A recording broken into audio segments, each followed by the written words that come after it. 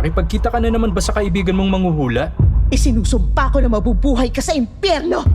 Kailangan kong mag-alay ng buhay ng tao. Anak ng demonyo! The serial killer soap maker of Correggio.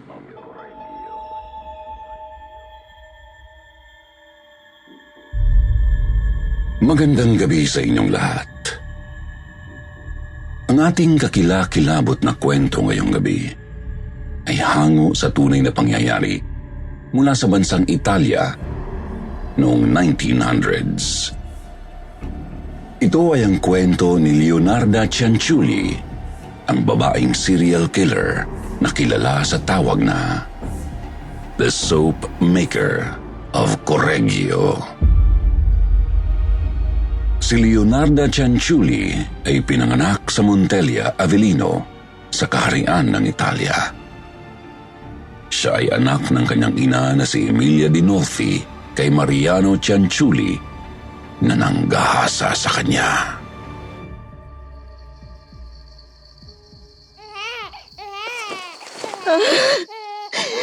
Naisilang ko na rin sa wakas ang kasumpa-sumpang sanggol. Ilayo niyo sa akin ang batang yan. Bunga siya ng panggagahasa ng lalaking nangahas sa akin. Ilayo niyo ang sanggol!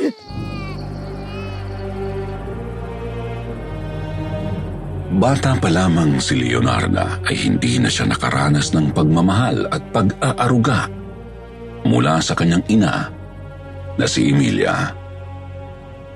Dahil sa anak siya mula sa panggagahasa, itrinato siyang parang hindi tunay na anak ng kanyang ina.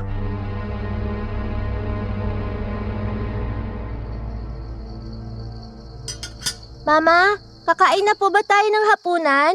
Nagugutom na po ako, Mama. Humingi ka ng pagkain sa ama mong demonyo. Layuan mo ako, anak ka ng dyablo. Laki sa sobrang hirap na pamilya si Leonarda. Hindi lamang siya itinataboy ng sariling ina, kundi pati na rin ng kanyang mga kababata. Kung tawagin ng mga kalaro niya si Leonarda ay isang Diablo! Anak ng demonyo! Fresco, hindi totoo yan. Masama kang tao. Sabi ng mama ko, wag ako makikipaglaro sa isang bunga ng kasalanan. Hindi ko alam ang sinasabi mo, Fresco. Anak ng demonyo! namatay ang ama ni Leonarda na si Mariano at doon lalong naging madilim ang mundo niya. Lalo na nang mag-asawa ng panibagong lalaki ang ina niya na si Emilia. Lumaki si Leonarda na inaabuso ng kanyang ina at mga kaibigan, kung kaya't naisipan niyang magpakamatay na lamang. Leonarda! Leonarda! Maghain ka ng tanghalian. Kakain na ako. Nasaan ka ba? Pumasok ang kanyang ina sa kanyang silid at natagpuan siya nitong bumubula ang bibig. Leonarda! Animal kang bata ka! Bakit ka naglason?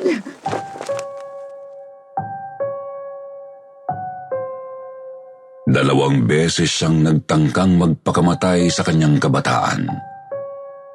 Lumipas ang mga taon at nagdalaga si Leonarda. Nagsimula siyang naging mapamahiin nang may makilala siyang isang manghuhula.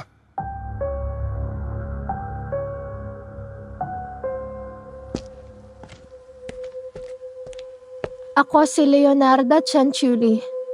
Nabalitaan ko na isa kang magaling na manghuhula. Nagsasabi lamang ako ng pawang katotohanan.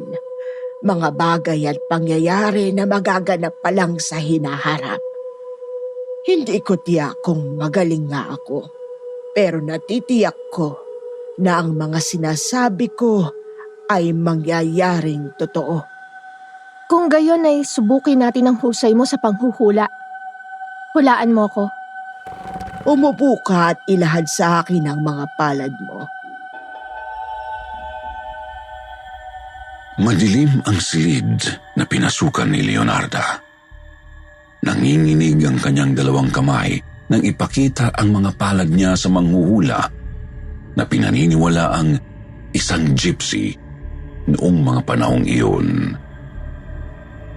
Ang mga gypsies noong sinaunang panahon ay pinaniniwala ang mga mangkukulam na may kapangyarihang itim.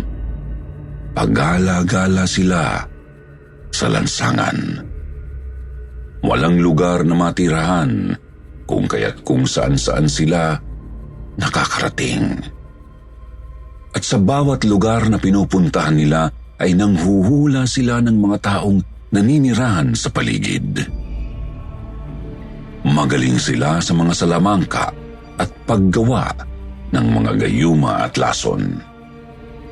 Kalaban sila ng simbahang Katolika noong araw. Kung tawagin sila'y mga dyablo.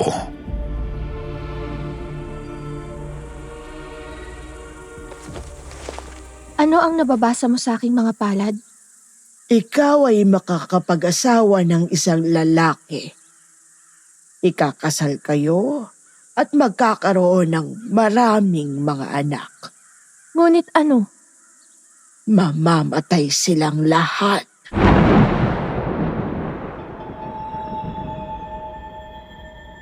Natakot si Leonarda sa sinambit ng manghuhula. Nagtatakbo siya pauwi at nagtago sa kanyang silid. Hindi na mawaglit sa isipan ni Leonarda ang sinabing yun ng gypsy. Lumipas ang panahon. Nakilala ni Leonarda ang isang lalaking nagtatrabaho sa isang institusyon bilang isang clerk.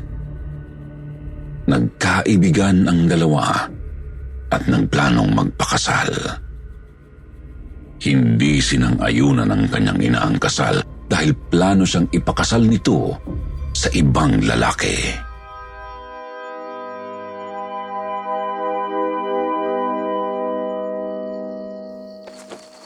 Sa tingin mo ba yayaman tayo sa pinili mong lalaki? Isang clerk sa opisina ng pagpapatala? Magkano lang ang kinikita niyan sa isang buwan? Pero mama, iniibig ko si Rafael eh. Tonta! Magagawa ka bang palamunin ng pag-ibig na sinasabi mo? Hindi ka magpapakasal sa lalaking yan. Nakapili na ako ng lalaking mapapangasawa mo. Pumayag na kayo, mama. Nais kong pakasalan si Rafael anumang oras. Sa kanya ko lang naramdaman ng pagmamahal na meron ako sa ngayon. Siya lang ang nagpamalas sa akin ng kabutihan. Kabutihan na kahit kailan ay hindi ninyo ipinagkaloob sa akin. Estupida! Huwag mong ipamukha sa akin na para bang isa akong masamang ina. Kahit kailan hindi ninyo ako minahal, mama. Iniluwal niyo lang ako sa mundo, pero hindi niyo ako itinrato na isang anak. Maldita! Walang utang na loob. Sige, magpakasal ka sa hampas lupang si Rafael. Pero wag ka nang magpapakita pang muli sa akin. Isinusumpa kita. Isinusumpa ko na mabubuhay ka sa impyerno. Magsisilang ka ng maraming sanggol, pero mamamatay silang lahat dahil sa gutom.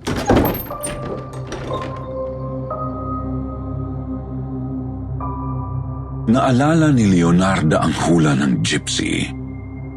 Luhaang sumama si Leonarda sa kanyang napiling lalaki at nagpakasal sila.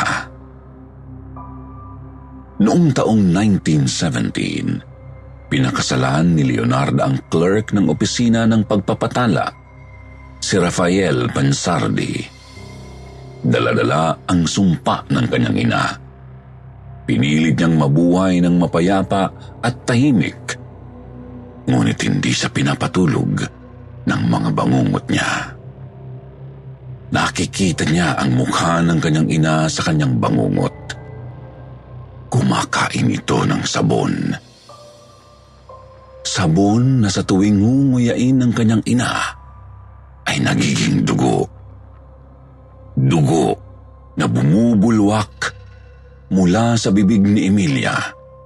Gabi-gabi niya itong napapanaginipan.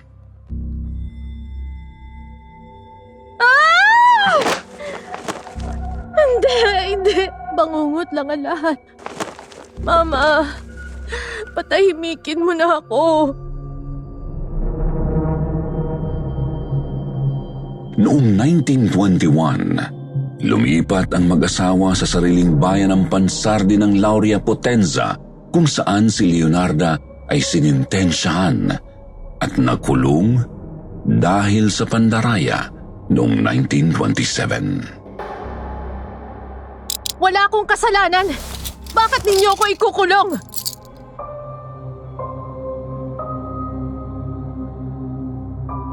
Nang makalaya si Leonarda ay lumipat sila ng kanyang asawa sa Lacedonia Avellino. Matapos masira ang kanilang tahanan noong 1930 ng lindol sa Irpinia, muli silang lumipat sa Correggio, Reggio Emilia, Italia, kung saan nagbukas si Leonarda ng isang maliit na tindahan ng sabon. Siya ay naging napakasikat at iginagalang ng kanyang mga kapitbahay.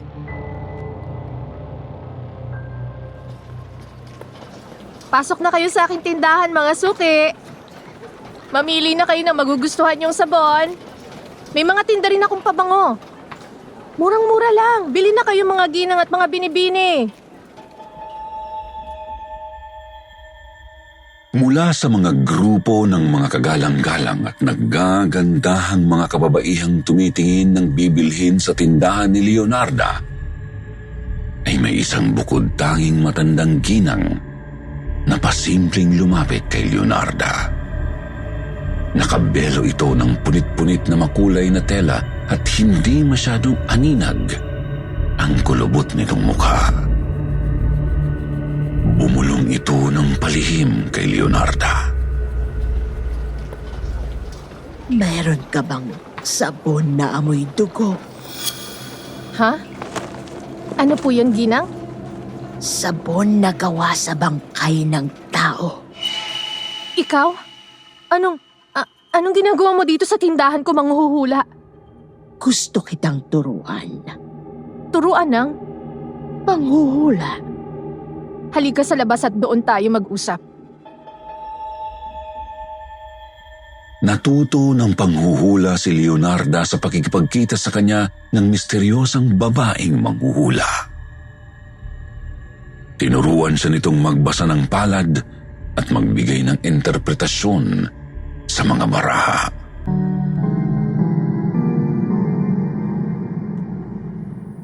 Ituro mo sa akin ang kahulugan ng bawat gilit sa aking palad, manghuhula. Ang mga kamay mo ay magiging instrumento mo sa paggawa ng kasalanan. Dala ng labis na pagmamahal sa iyong anak, gagawa ang iyong mga kamay na udyok ng pagkakasala. May sasalba mo lamang ang paborito mong anak.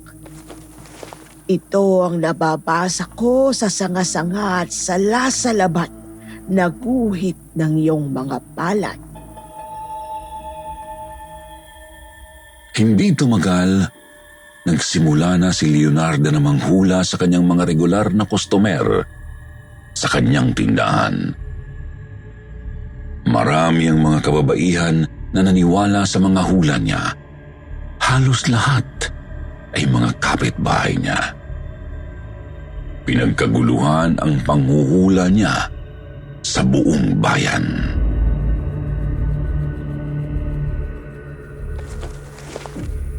Masyado kang maraming tanong, Pinipini. Ikaw ba ay isang Katoliko? Bueno, makinig ka sa akin, Binibini. Ang pagsasabi ng kapalaran ay ang pagsasanay ng paghula ng impormasyon tungkol sa buhay ng isang tao.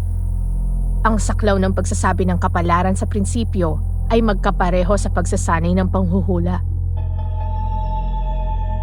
Dahil sa husay ng pananalita ni Leonarda, ay marami ang naengganyo na magpahula sa kanya hanggang sa isang araw.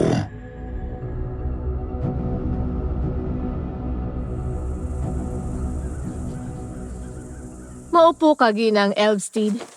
Ipaliliwanag ko sa iyo ang mga pagkakaiba ng panghuhula sa pagsasabi ng kapalaran sa hinaharap. Ang panghuhula ay terminong ginamit para sa mga hulang itinuturing na bahagi ng isang relihiyosong ritual, pagtawag sa mga Diyos o Espiritu. Habang ang terminong pagsasabi ng kapalaran ay nagpapahiwatig ng isang hindi gaanong seryoso o formal na sitwasyon. Kahit na isa sa kulturang popular, kung saan ang paniniwala sa mga gawaing okulto o likod ng hula ay hindi gaanong kitang-kita kaysa sa konsepto ng mungkahi, espiritual o praktikal na pagpapayo o paninindigan. Sandali, Ginang, paumanhin. Tila sumama ang sikmura ko. Nasusuka ako.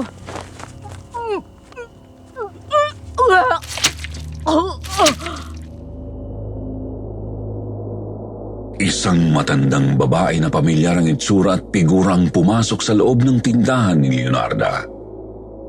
Napatigagal si Leonarda nang makita ang mukha ng ginang na nakasuot ng itim na damit. Mama? Mama Emilia? Ito na ang simula ng sumpa, Leonarda. Handa ka na bang magluwal ng mga patay na sanggol? Buntis ako. Hindi na sumagot ang ina ni Leonarda na si Emilia at mabilis na lumabas ng tindahan ng sabon. Hinabol siya ni Leonarda, ngunit hindi niya na nakita pa ang kanyang matanda ng ina. Bigla itong nawala. Pinagtinginan siya ng mga tao, inakalang siya'y nababaliw dahil sa pakikipag-usap sa hangin. Hindi napalagay si Leonarda nang matuklasan niyang buntis na nga siya. Si Leonarda ay nagkaroon ng 17 pagbubuntis sa panahon ng kanyang kasal. Ngunit namatay ang 3 sa mga anak niya dahil sa pagkakalaglag. 10 ang namatay sa kanilang kabataan, ngunit maaga ring namatay ang mga ito. Dahil dito, lubos na pinotektahan ni Leonarda Cianciulli ang 4 na nabubuhay na bata. Sa 17 pagbubuntis, sila Giuseppe, Norma, Bernardo at Biagio Pansardi lamang ang nabuhay.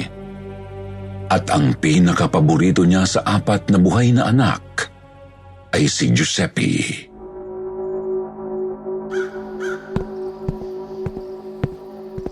Mama, nakipagkita ka na naman ba sa kaibigan mong manghuhula? Giuseppe, mahal kong anak. Gising ka na pala. Hinahanap ka ng aking mga kapatid. Saan ka na naman ba nanggaling, Mama? Tama ka. Galing ako sa kaibigan kong manghuhula. At ano ang pakay mo sa kanya? Astrolohiya. Astrolohiya? Bakit ba napakahilig ninyong maniwala sa manghuhula na yun?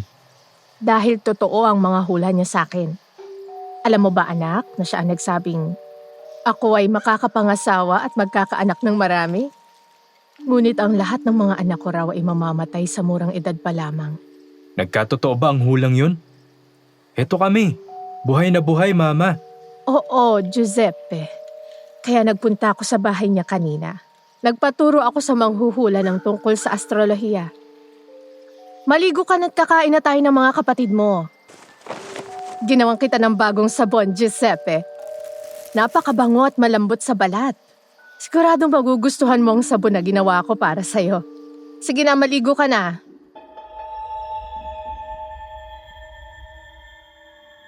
Lumipas ang mga araw at muling nakausap ni Leonarda ang manghuhula. Manghuhula? Gusto mo raw akong makausap?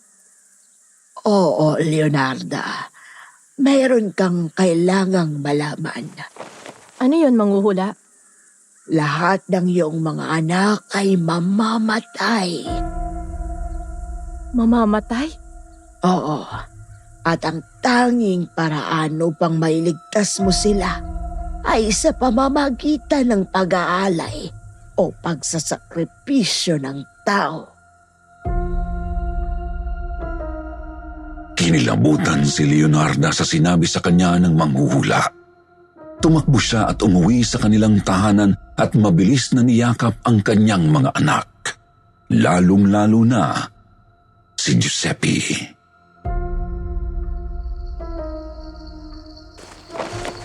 Hinding-hindi ko kayo pababayaan, mga anak.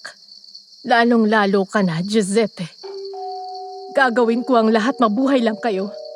Walang mamamatay. Wala! Sino pong mamamatay, Mama? Wala, Giuseppe. Walang mamamatay.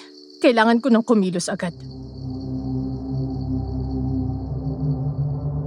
Lalong tumindi ang pagkabalisa ni Leonarda nang binisita niya ang isang Romani na nagsasanay sa pagbabasa ng palad.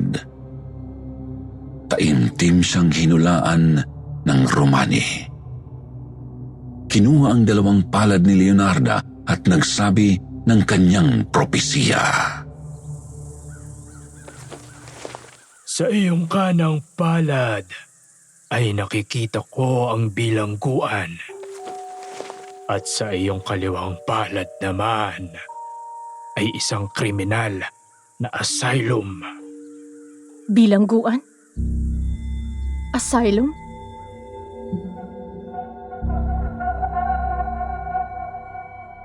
Lubos itong ikinatakot ni Leonarda.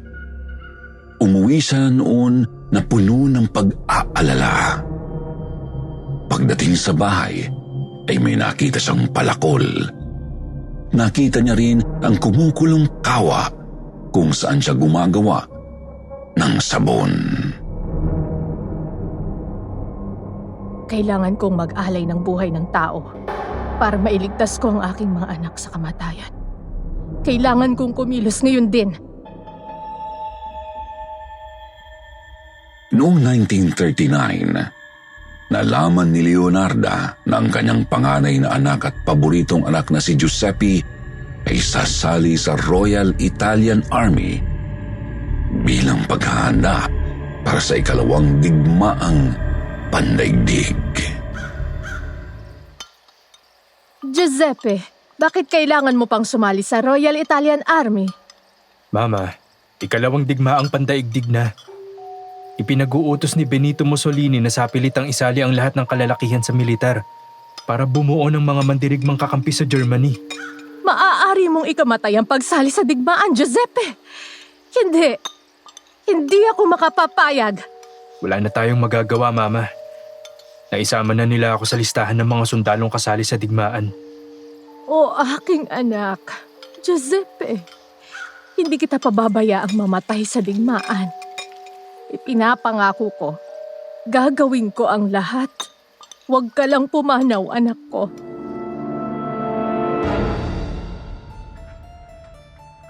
Nagpuyos ang utak ni Leonarda nang maalala ang hula ng manghuhula sa kanya. Hindi niya rin makalimutan ang sinabi sa kanya ng Romani.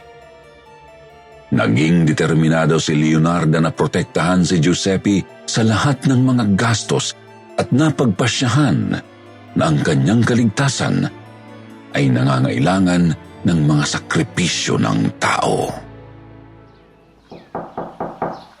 Pasok, bukas ang pintuan. Leonarda, ako si Faustina Seti. Kailangan ko ng tulong mo. Mari mo ba akong hulaan? Nais kong malaman kung makakapag-asawa na ako. Tamang-tama ang dating mo. Halika, sumama ka sa akin sa loob. Bakit may palakol dito sa iyong tindahan? Kakailanganin ko yan mamaya pagkatapos kitang hulaan. Halika, sumama ka sa akin at simulan na natin ang panghuhula. Sa labas, si Leonarda Cianciulli ay isang matamis na maliit na ginang na kaibigan ng kanyang mga kapitbahay at naghurno ng masasarap na tea cake. Ngunit ang nagtatago sa likod ng maskara na yon ay ang kaluluwa ng isang mamamatay tao na naniniwala sa mga mahiwagang katangian ng sakripisyo ng tao. Si Leonarda Cianciulli ay isang hindi gaanong kilalang serial killer na gumawa ng kasuklam-suklam na mga gawa sa mga katawan ng 3 babaeng pinatay niya noong 1939 at 1940 sa Italy. Tulad ng maraming serial killer sa ika-20 siglo, hindi umiwas si Leonardo Cianciulli sa publisidad at nakipag-usap siya sa pulisya tungkol sa kanyang mga pagpatay. Kahit na alam niyang ang pagharap sa mga nakababaliw na detalye ng kaso ay maghahatid sa kanya sa likuran ng mga rehas na kulungan. At ngayon ay handa na niyang gawin ang kanyang unang pagpatay. Ang unang biktima, si Faustina Seti. Ano ang kalagim-lagim na detalye ng pagpatay ni Leonardo kay Faustina? Malalaman natin ang kasagutan sa susunod na kabanata ng Karimari-Marim na pagpatay ni Leonardo Cianciulli, ang tinaguriang The Serial Killer Soap Maker. Magandang gabi sa inyong lahat.